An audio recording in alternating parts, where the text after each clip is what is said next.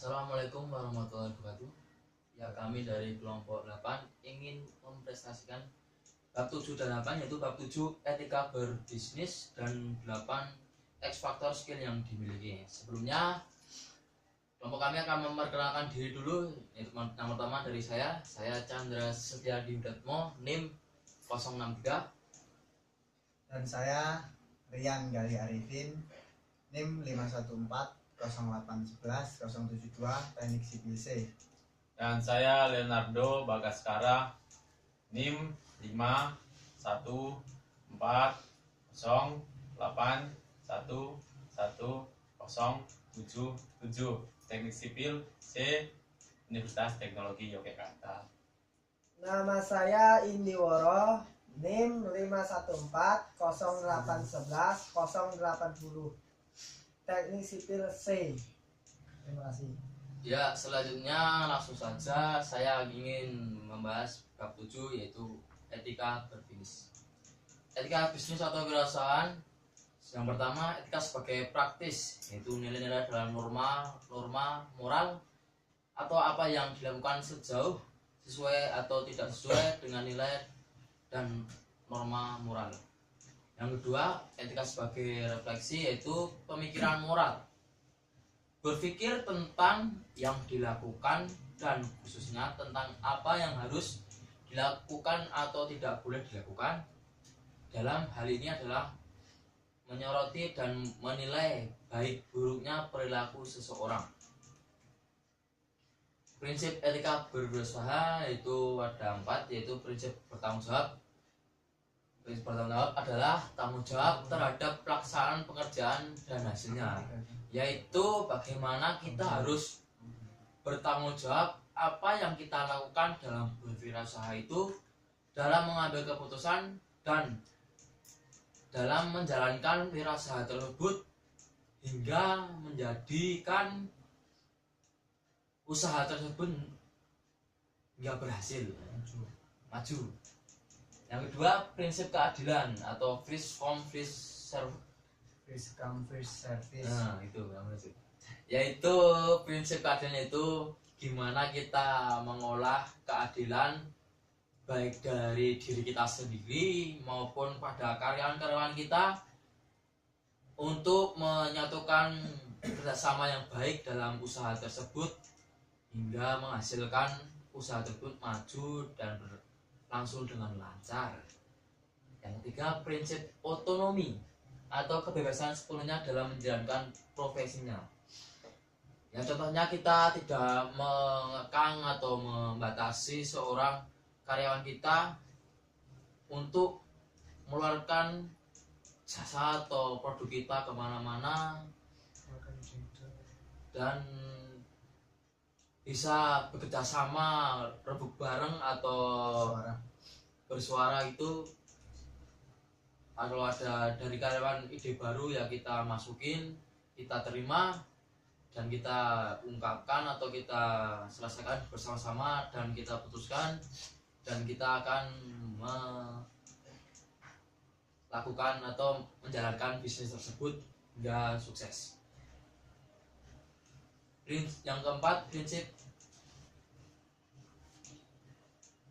prinsip integritas moral, yaitu komitmen pribadi untuk menjaga keluhuran profesinya, nama baik dan juga kepentingan orang lain dan masyarakat. Yaitu harus itu prinsip integritas moral itu, yaitu menjaga nama baik diri sendiri atau pemimpin kita sendiri atau perusahaan tersebut agar menjadi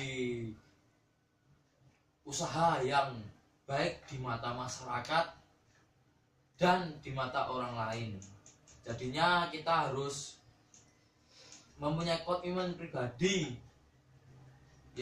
yang tinggi untuk menjaga usaha kita agar di kawasan orang lain, masyarakat sekitar itu menjadi nama yang baik. Ya, selanjutnya akan diterangkan oleh Indiworo. Oke. Selanjutnya, perilaku berbisnis. Perilaku berbisnis itu adalah tindakan kita atau sifat kita dalam berbisnis dibagi menjadi 6 bagian.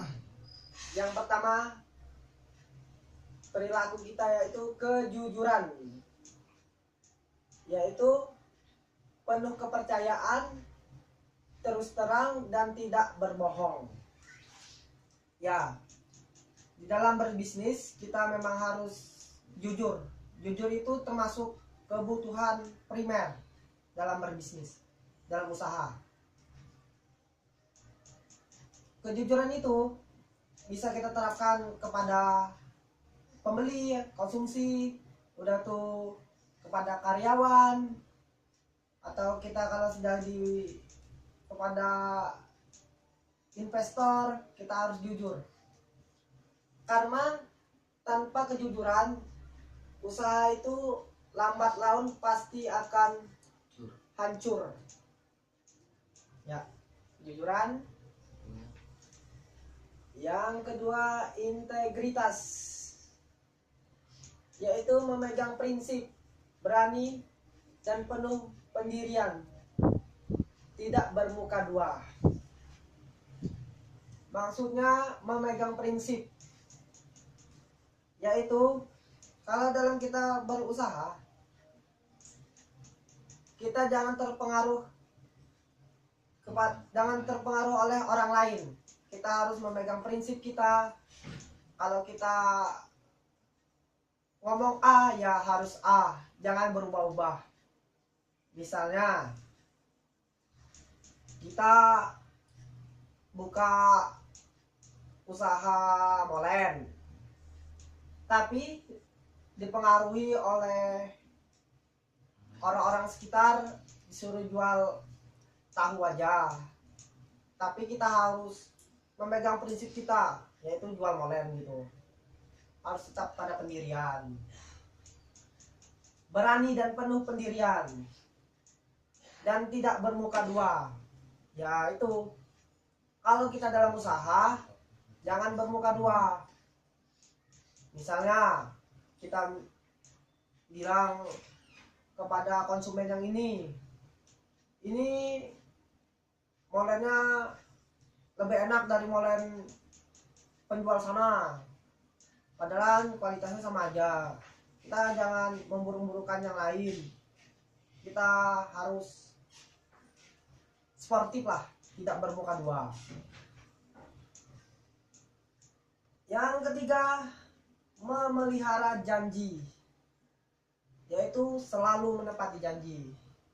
Ya pasti itu kalau menepati janji. Misalnya gini, kita jualan baju online. Misalnya ada pelanggan mau beli, kita bilang sampainya dikirim 2 hari lagi. Ya harus, emang 2 hari itu harus sampai, jangan lewat sampai 3 hari. Ya itu bisa mengecewakan pelanggan. Yang keempat, yaitu kesetiaan, hormat pada klien kita. Maksudnya gini, misalnya kita punya klien,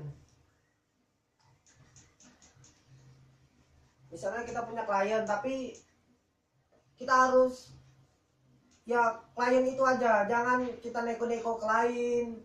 Jual klien itu bisa membangkrutkan itu. Yang keempat, kewajaran atau keadilan. Ya kalau itu ya sewajarnya. Misalnya gini, kita jual pulsa, di mana-mana jual pulsa 5.000, itunya 7.000, tapi kita jual 5.000 jadi 8.000, ya itu nggak wajar. Itu wajar saja, itu usaha kita bisa bangkrut. Yang keenam, suka membantu. Suka membantu ini misalnya kita buka usaha, untuk pertama-tama kita buka itu mungkin kita kasih promo dulu kepada pelanggan biar pelanggan tertarik kan. membantu. Udah tuh misalnya kita ada lebih apa untung lebih atau apa, kita kasih diskon lah kepada klien-klien kita, pelanggan kita, biar mereka terus beli kepada kita. Mungkin itu saja untuk bab 7. Masuk ke bab 8 mungkin disampaikan oleh di Saya. Leonardo Bagaskara. Ya, di sini saya akan menjelaskan tentang bab 8. Bab 8 kita akan berbicara tentang faktor X suatu kewirausaha. Faktor X itu dia skill yang belum diketahui. Nama lainnya skill yang belum diketahui. Faktor X dalam berwirausaha bisa diibaratkan sebagai seorang yang mencari pintu. Mencari pintu itu diibaratkan mencari suatu usaha yang memungkinkan di bidangnya. Dia hobi dalam usaha tersebut. Lalu potensi untuk menemukan pintunya, bagaimana kita menemukan pintu yang cocok untuk kita di bidang kita. Contohnya bagaimana kita menjelaskan tentang seorang gadis desa, yaitu dia seorang petani yang melepas sekolah bekerja sebagai seorang pelayan restoran di sebuah hotel di Bali. Dapat menjadi seorang usahawan yang terhormat di luar negeri. Ya, jadi seorang gadis ini dia menemukan bidangnya ya. Bidangnya di sebuah restoran, dia menjadi seorang pelayan restoran, lalu dia terus berkembang hingga dia mencapai kesuksesannya menjadi usahawan yang terhormat di luar negeri. Ya, itu dia telah menemukan bidangnya. Tentu saja setelah jalannya dengan tekun dan penuh perjuangan tentunya. Bukan merupakan sebuah keniscayaan bahwa gadis tersebut dapat bekerja di luar negeri. Semua orang dapat bekerja dengan yang penting kita tekun dan penuh perjuangan, kita akan menjadi seorang usahawan yang sukses. Ya, selanjutnya mungkin dilanjutkan oleh Gali Arifin. Ya, saya akan melanjutkan. Faktor X adalah sesuatu yang harus dicari dan kita miliki. Ia akan menemani siapa saja yang ingin berubah dan menjadi lebih baik. Orang yang tidak ingin berubah juga memiliki faktor X. Namun itu hanyalah X yang enggak berarti sebuah kenyamanan. Ia sudah nyaman dengan kondisi sekarang dan tentu saja hidupnya tidak akan mengalami kemajuan. Jadi faktor X itu setiap orang pasti mempunyai. Jadi tergantung di individu masing-masing. Jika dia ingin merubah hidupnya menjadi lebih baik, ya faktor X-nya itu akan berkembang. Tidak itu aja. Tapi kalau individunya tidak mau merubah nasibnya, merubah faktor X-nya tersebut, ya akan tetap seperti itu. Nah, itu saja yang bisa saya jelaskan. Yang mungkin saya akan memberi kesimpulan untuk bab 7 ya. Kalau bab 8 biar mereka berdua. Kesimpulan dari apa tadi? Etika berbisnis. Etika itu perilaku kita kan.